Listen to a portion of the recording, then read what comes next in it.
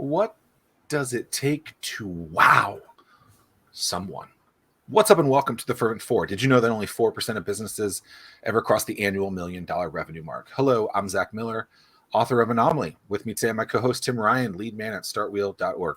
Thank you so much for joining us. The Fervent 4 is a weekly show each and every Thursday, 11 a.m., dedicated to sharing insights into growing a world-class business, no matter the climate. Michelle Pippin is a self-proclaimed normal woman. She says this, not me. I read it in some of my investigations of her, but her coaching mastermind wows. With a Z, by the way. When I wrote that, I did WOWZ because there's nothing like adding or changing an S to a Z. So I did that. The word wow, what does it mean to you? Yeah. So for me, when I first started Women Who Wow, I was looking for a place that didn't exist, right? I was looking for a place for women who were absolutely determined and driven in their business. They weren't playing business.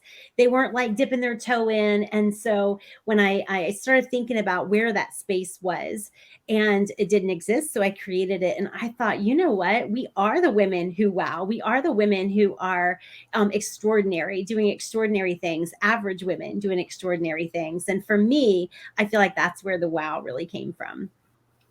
And when was this? And what was the genesis of getting everything started?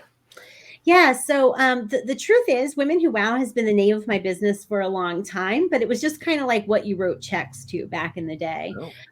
Did people actually write checks, or was it that long ago? They did write checks. I remember distinctly waiting for them in the mail, right? So so back in those days, I was more of a business consultant and copywriter, and I just would look around. I was always invited to different like networking groups, and in full disclosure, I never attended. I've never been a great networker. I think, I kind of joke like I'm not going to do my brand any favors by showing up in person. I'm just not very good at like small talk. I never held business cards. I never did that kind of thing. And so somewhere around 2017, I just started like looking around at the organizations I was invited to attend, or sometimes I would go and I'd speak at these events, and I'd look out in the audience and I wouldn't see women who were like just all in on their business, right? I would notice some missing industries, like where are the female attorneys, and where are the female veterinarians, and where are the female surgeons and authors, and like, there were lots of multi-level marketing, which is totally fine, but that's more of like what I saw. And I thought, you know what?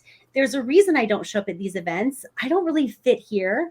I'll create a place for myself. And so when I did that, I decided I'd start Women Who Wow, like the association. I don't even know what I called it, but it was Women Who Wow, and I didn't really say what it was. But I decided that I would host a monthly meeting, 4 hours, right? So I would do some teaching and training on, real business strategies, right? Like hardcore business strategies. In person at this point. In person. And within about 5 or 6 months, we had people traveling from 8 states to Chesapeake, Virginia, to come to my business meeting. And they were the attorneys, and now some of them are judges, and they were they were just the seriously driven women, which is who I say I market to.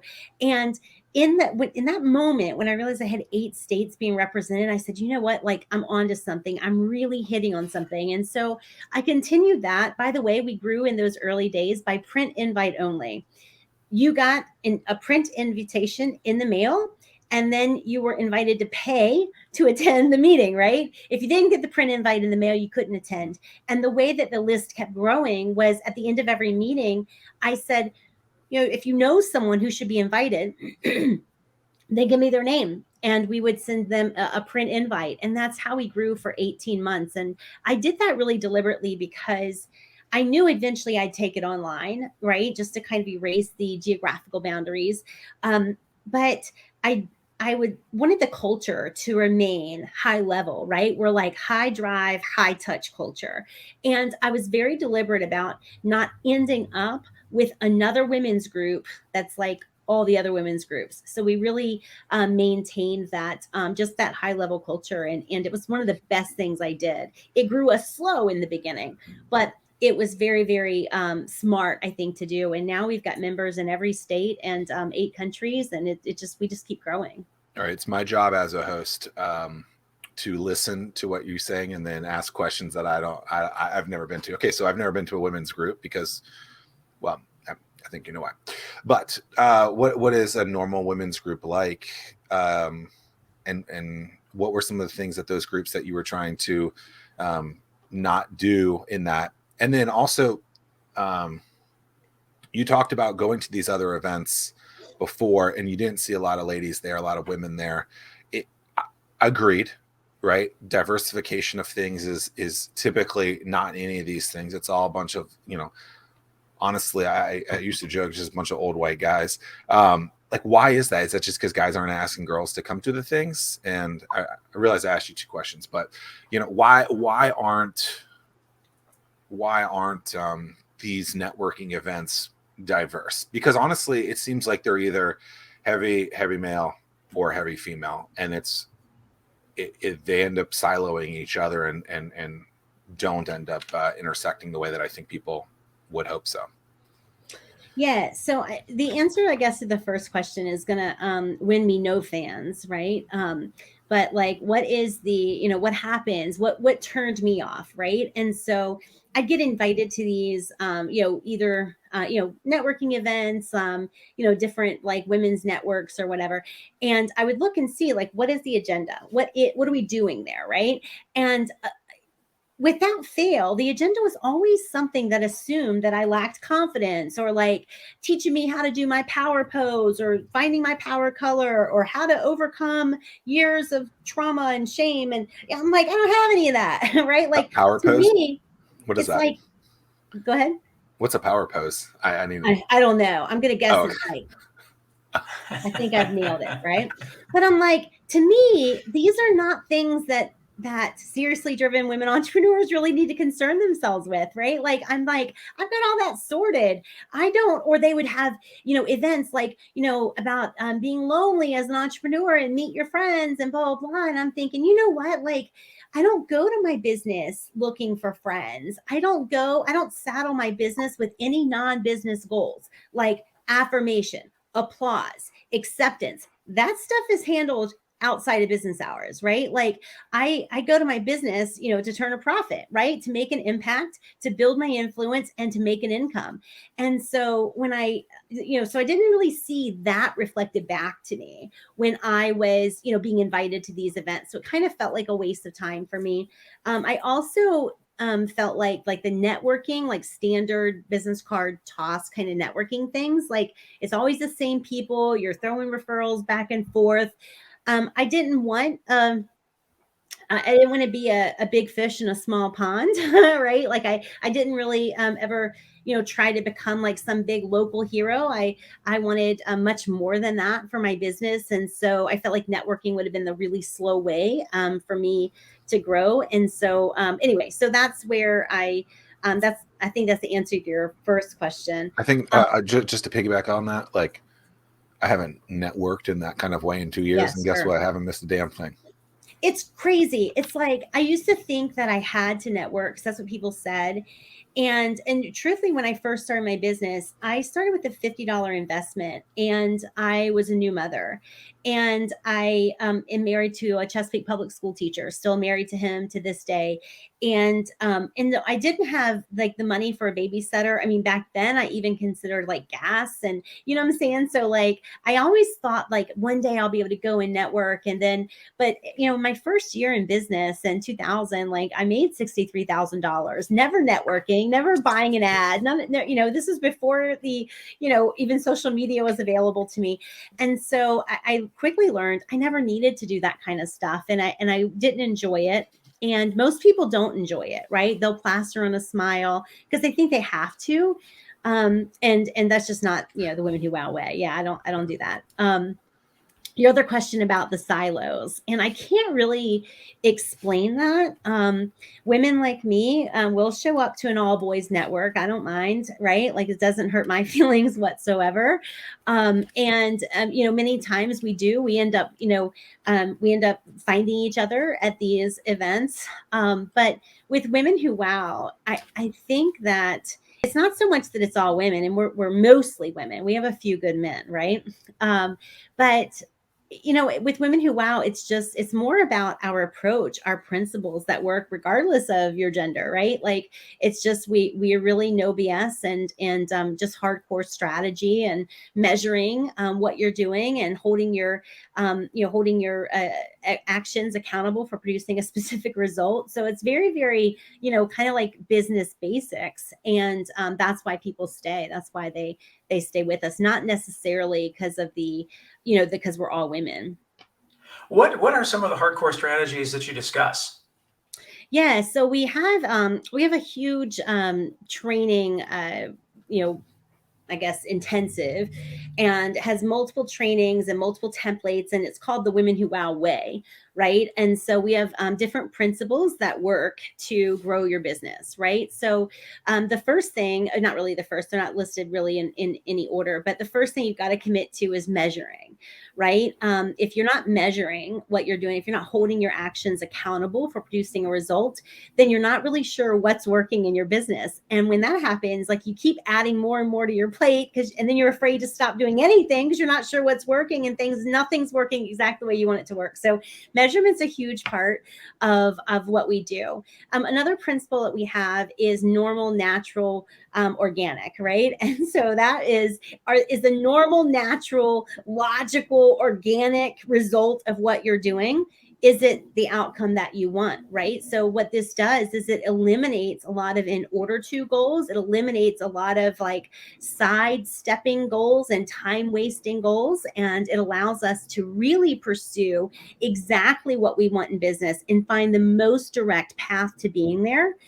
We have a principle for direct sales, right? A lot of times when people first find Women Who Wow, I'll ask them, like, what are you doing to grow your business? What are you doing to increase your income? And they'll list some activities, mostly that include, like, I'm posting on social media, I've got a podcast, I'm writing a book, or whatever, right? But they are failing to kind of complete that loop. They're not asking anyone to buy, right? So it's like training people on how to go toe to toe selling.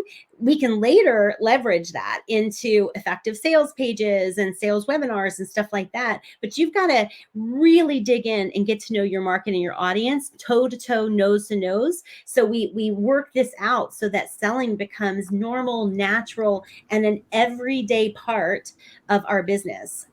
We also are very big on personal brand, right? So there's only you can go and find a business coach on every, like, I'm sure there's one in every BNI group in Hampton Roads. You can find a ton of women's groups, but you're only going to get me coming through Women Who Wow, right? And I am very, very deliberate about that. So we work on answering the question, why should people come to you over any other option that they have available to them, right? And so we start to, train our members on how to answer that question. It's not all the time asked directly, but when your market is considering their options, including the option of maybe doing nothing, right, or going with some free option, you've got to be able to stand on your superiority, right? Like that, there's a million other women's groups, but you only get the, high drive, high intention, high touch that you get with Women Who Wow by coming to Women Who Wow. We're very, very deliberate about that. So we have just very common sense principles that work. And when I look around at what's taught to business owners, it's quite frustrating to me because it's so disheartening. It's not just that you don't make the money that you want, or maybe you lose some money, but it's disheartening to see so many people put so much of themselves into a business and then have it fail because they have been given faulty information that is widely accepted, right? And, I always say, like, there's a reason 4 out of 5 businesses fail. There's a reason 96% never cross that $1 million a year mark. And it's because, of the information that is put out there to business owners about what they have to do. And it's put out there by academics who have never even run a lemonade stand, let alone like an actual business. It's put out there by business schools, and it's put out there by what I call the treadmillers of business, right? These are the people who they don't even know they're on a treadmill. They're just hustling along, cheering each other on, giving each other bad advice, and nobody recognizes that nobody's going anywhere, right? And so to me, it's like 4 out of 5 businesses fail because those 4 out of 5 are giving each other business advice. They don't realize they're treadmillers. And so we give the 1 out of 5. What are we drinking? Michelle is preaching.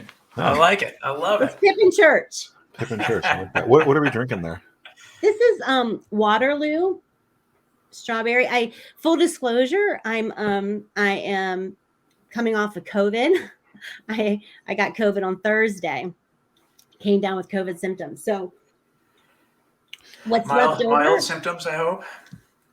Yeah, I mean, for Friday was pretty bad, and Saturday was bad, but not as bad, and it's been better ever since.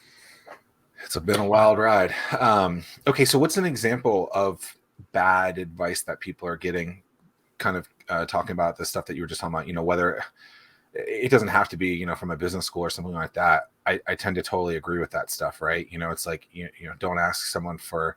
You don't go to your dentist asking them for math questions. It's just like if you've never done this, don't give me advice on how to do this. Do the damn thing. So, what's an example of bad advice that you've seen that really kind of irks you? Yeah, I think it even goes beyond advice. It's just like things that are thrown out there as truth, right? So one of them that really grates my nerves is you've got to get your name out there, right? You've just got to get your name out there. And that's just such a losing game. And it's expensive, right? It's expensive. So if I believe, as a lot of business owners do, I've just got to get my name out there, then one, in terms of measurement, how will I ever know if I get my name out there enough, right? And how will I know if my name gets out there at all? And also, right, I'm thinking from my perspective, now remember, I started with a $50 investment. That came out of the $213 I had in my savings account, right? What was that $50 going to as well? Yeah, I'll tell you exactly. It was $32 went to stamps because there was $32 a roll. And I did direct mail right from the very beginning. Love it. And then I wasted the rest of the money. I think I got like business cards I never used and maybe some folders or something like that. I borrowed a printer. I borrowed my aunt's printer and sent out a 1-page letter that was poorly designed but well written. And that's what got me my start. Targeted list of people. Well, I had just gotten married, and so I sent it to 100 people who might know me, or my husband, or either of our parents. And I just basically said, back then, my first year in business, I was an at-home secretary because the term virtual assistant hadn't been created yet. And I just basically said, if there's something I can do on the computer or by fax or phone, then I will do that. And then I sent out 10 letters a week. And then the next week I followed up on that 10, like by phone, like, hey, what's going on? How can I help you? And then sent out another 10. And that's how I did that. That's how I made that $63,000. And I ended up doing anything from like typing resumes to typing water reports for embassies overseas. Like, do not ever drink the water at embassies overseas. It is not good. Oh, okay. I was like, water reports. What is that? Yeah, I mean, anything. It was like I would just type up water reports. I would do literally like anything for money. Is my anything for money tour. I mean, about $64,000 worth. I mean, that's absolutely. And I just want to wrap up with the, get your name out there. What I started thinking, because I invested at $50 of my own money, 25% of my life savings at the time, and I realized, I'm like, wait a minute, I don't need to get my name out there, man. I need to get my clients in here, because to get my name out there, that means I pay. I'm doing all the paying. I can't pay. I need to get my clients in here. That's where I get paid, right? And so again, just a more direct route, something measurable that I could do and repeat, wash and repeat, and that's what I did. I've been directly involved within our entrepreneurial community for years. And the most common question I get is, Tim, I want to get involved, but I don't know what events I should attend. Well, StartWheel eliminates that pain point. because we consolidate all the events you should attend into a single calendar. Now you'll be in the know and see where to spend your time. Gone is the need to search multiple websites and calendars. Just head to startwheel.org and see for yourself. That's startwheel.org.